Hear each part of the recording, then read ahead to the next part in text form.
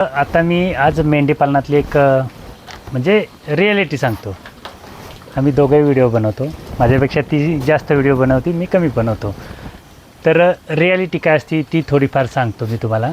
आता 2च शब्दामध्ये रिॲलिटी. आम्ही काय पर्सनल आमचं वैयक्तिक कधी काय म्हणजे लाईफबद्दल सांगत नाही, किंवा आम्ही कोणता व्हिडिओ बनवताना काय मी विचारेन कोणाला हे कधी सांगत नाही. तर बघा, पहिल्यांदाच मेंढीपालन करण्याअगोदर तू शेती किती केली होती? काहीच केले नव्हते. ह्या मेंढीपालनाबद्दल काय माहिती होतं? मेंढ्यांमधला आणि शाळांमधला फरकच माहिती नव्हता. शेतीत काय असतं हे तरी काय माहिती? शेतीच्या बांधालाच कधी उभी राहिली नव्हती. काहीच माहीत नाही. तरी लोकांना कसं काय सांगू शकते हे मेंढीपालन वगैरे? आता इकडं आल्यावर जरा प्रॅक्टिस झाली. अच्छा, म्हणजे तुम्ही मेंढ्यांमधला आणि शाळांमधला फरक दाखवला. अच्छा. आणि मेंढ्यांना ही पिल्लं होतात हे पण माहित नव्हतं. शेतात काय पिकतं, कसं पिकतं हे पण काय कळत नव्हतं. इथं आल्यावर जशी शेती बघितली, गहू कसा होतोय, भात कसं होतंय. भात तर ठीक आहे, आम्हाला भाताचं माहित होतं, पण गहू कसं पिकतंय माहित नव्हतं. जसे आता भाजीपाला वगैरे बघते ते हे सर्व माहिती नव्हतं. बघा, मेंढीपालनातली रिॲलिटी काय आहे, तिला शेती अजिबात नव्हती माहीत, मेंढीपालन माहीतच नाही. आणि माझं सांगतो आता मी कधी आयुष्यात उभ्या ह्या मेंढ्या सांभाळलेल्या नाही. म्हणजे पारंपरिक ह्या मेंढीपालनाशी आमचा तिचा पण काय नाही, माझं पण काय घेणं देणं. तरीसुद्धा आम्ही दोघं मेंढीपालन करतो. आता अवघड किती आहे बघा. म्हणजे तिला शेती माहीत नाही, मला मेंढीपालन माहीत. आणि वरनं एक गोष्ट सांगतो, आमच्या लाईफमधली म्हणजे आमच्या जे लाईफमधली पर्सनल की आमचं दोघांचं लव्ह मॅरेज आहे.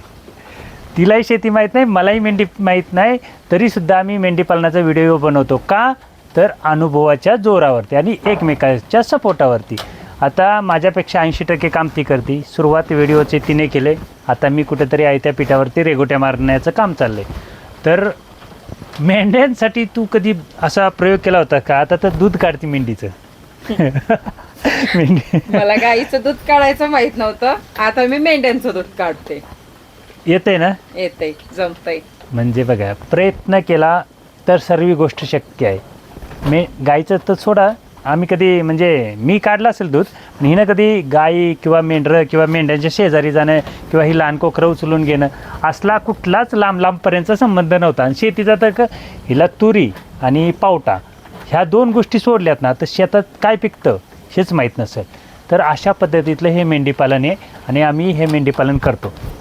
तर आता लोक म्हणतात की एक्सपिरियन्स असला पाहिजे, अनुभव असला पाहिजे. आता आमच्याकडे काय आहे, कुठला एक्सपिरियन्स नाही, कुठला अनुभव नाही, कुठला काय नाही, तरीसुद्धा मेंढीपालन करता येतं, तरी पण व्हिडिओ बनवता येतात.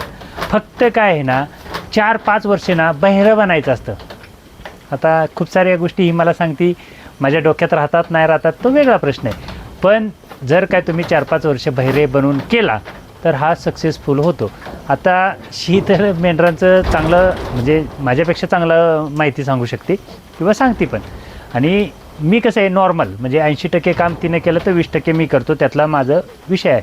आता ह्या मेंढरातनी आणि पहिल्या मेंढरातनी ना आताच्या मेंढरातनी तुला काय वाटतं? आता पहिल्याच्या मेंढरात नाही म्हणजे जे आपल्याकडं सुरुवातीला आपण फिरवत होतो तेव्हाची मेंढरं आणि आताची मेंढरं कशी वाटतात? पहिल्याची मेंढरं जी फिरवायला लागायचं, दिवस त्यांच्याबरोबर फिरायला लागायचं, किंवा जे साफसफाई आहे हे जे करायला लागायचं, हे बघून माणूस त्याच्यात कोण उतरणार नाही. माझ्यासारखी तर बिलकुल उतरणार नाही. कारण की जे म्हणजे समजा जे शेताचा बांध माहिती नाही. आमच्या आजीसोबत आम्ही कधीतरी शेतात गेलेले आहे, हौसपोटी थोड्याशा शेंगा वगैरे काढलेले आहेत, एवढंच आम्हाला शेती माहिती. बाकी त्याच्यात कसं काय सगळं आम्हाला काहीच माहित नाही.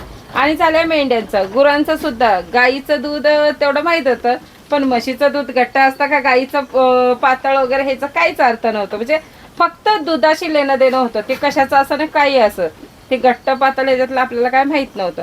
तर करायचं असेल तर असं पद्धतशीर करणे, त्यांना स्वच्छता राहण्याला, जसं आपल्याला घाण आवडत नाही घरात, तसं त्यांच्याही जे राहण्याचं गोठा वगैरे आहे ते स्वच्छ असलं पाहिजे. त्यासाठी असं एलिव्हेटेड शेड असणं खूप महत्त्वाचं आहे. बघा, मी काय सांगतोय, आयुष्यात ज्यांनी मेंढी पाहिली नाही ती मेंढी सांभाळू शकते. आयुष्यात शेतीचा बांध कधी कोणी बघितला नाही ती तुम्हाला व्हिडिओमधनं सांगू शकते मेंढीपालन कसं करायचं. तर आपण तर शेतकरीच आहे ना, आपल्याला काही माहीत नाही का बांध आहे का शेती आहे का वावरं आहेत का चारा आहे का काय हे सगळं माहीत नाही का. हिला अजून काही झाडांची पण माहिती नाही आमच्याकडच्या, म्हणजे आमच्याकडे जी रानात झाडं वगैरे येतात ना त्याचीसुद्धा माहीत नाही. आता तुम्ही कधी आलात तर आमच्याकडे मी तुम्हाला दाखवेन कुंब्याचं झाड असतं. तर कुंभा आता म्हणजे गोल अशी फळं येतात आंब्यासारखी. एक दिवस ती काय म्हणली ती आंबच पडले ते खाली एवढे, पण ते आंबे नाहीत तर कुंब्याचे असतात. तर अशा परिस्थितीतले जर एखादी व्यक्ती जर तुम्हाला यूट्यूबवरती ह्या मेंढी पालनाचा जर व्हिडिओ सांगत असेल तर मग विचार करा, आपण तर पिढीजातच शेतकरी आहो, आपल्याला काय त्रास आहे मग.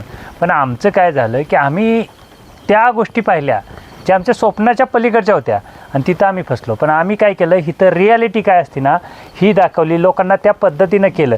कारण आम्हाला त्रास होईल हे आम्हाला पण माहिती होतं, पण आम्हाला त्रास होऊ नये ह्यासाठी काय करावं लागेल ह्या सर्व गोष्टींचं नियोजन केल्यामुळे काय झालं तर हे मेंढी पालन सरळ झालं किंवा सोप्या पद्धतीनं झालं. कारण तीच गोटा लोटायची, मी लोटत नव्हतो, मी फक्त मेंढरा रानात वगैरे फिरवायचो वगैरे ह्या सगळ्या गोष्टी. तर तिला अक्षरशः खूप सारी लोकं बोलायची, म्हणजे ही वस्तुस्थिती आहे मेंढी पालनातली. जी लोकं म्हणतात ना खाली शेड आणि खाली कोबा करून हे करून ते करू, तर त्या मेंढी पालनात एवढा वास येतो की वस्तुस्थिती तुम्ही ऐकली ना तर काय म्हणाल. तर ह्या सर्व गोष्टी हिला ऐकावायच्या. तुम्हाला आता हकीकत सांगायचं तर मला एकतर कोंबड्यांच्या शिटी माहीत नव्हत्या कशा असतात, लोटायच्या कसं ते माहीत नव्हतं.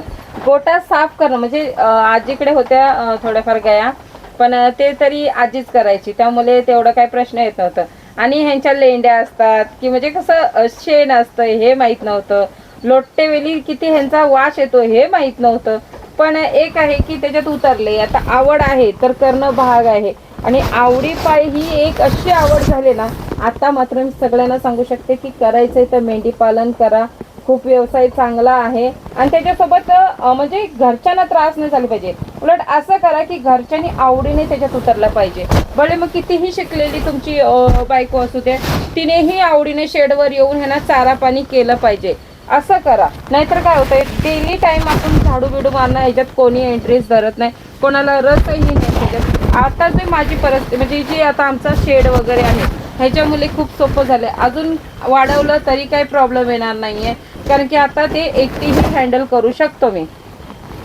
तर मेंढी पालनातली ही सत्य परिस्थिती आहे. का तर खाली शेड करणे किंवा मी नवीन आहे या क्षेत्रात मग मला कसं येईल, किंवा आमचा शेतीचा संबंधच नाही, मग आम्ही काय केलं पाहिजे. तर वस्तुस्थिती काय आहे, तर ही जन्मल्यापासून मुंबईत मी थोडे दिवस गावाला होतो, म्हणजे 15-1 वर्ष गावी होतो आणि त्याच्यानंतर मी पण शहरामध्ये होतो. पण कधीच म्हणजे मेंढ्या पाळणं किंवा आमच्या घरी मेंढ्या वगैरे तसला काही म्हणजे विषय नव्हता आमचा लांब लांबचा. पण एक आवड मेंढ्यांची आणि त्याच्यातून केलेली ही निवड, ह्याच्यामुळे जे काय झालं ते आज ह्या पद्धतीनं मेंढीपालन इथपर्यंत आले. आणि तुम्ही लोक म्हणता ना की असं केलं पाहिजे तसं केलं पाहिजे, पण मी सांगतो तुमचा अनुभव आणि तुमचा एक्सपिरियन्स जो आहे हेच सगळ्यात महत्त्वाचं आहे. तुम्ही जे नियोजन ठरवलं आहे ना तुमच्या डोक्यात काय आहे. आता हिला पण माहीत नाही की मी असं काही विचारेन इथं, फक्त हिला सांगितलं आपण आता शेडवर जायचं दोघांनी व्हिडिओ बनवायचा. आता तिला पण माहीत नाही की मी काय विचारेन. तर ही रियालिटी असते मेंढीपालनातली. आमचं काही पारंपरिक आहे का किंवा हिचं शेतीशी काय की नाही काय नाही, पण तुम्ही जर प्रोफेशनल पद्धतीनं केलं तरच ते सक्सेसफुल किंवा तेच चांगलं. नाहीतर तुम्ही करायला जाल एक आणि व्हायचं एक, तर तशा गोष्टी खूप साऱ्या होतात. त्यामुळे मी तुम्हाला ह्या गोष्टीची रियालिटी सांगतो.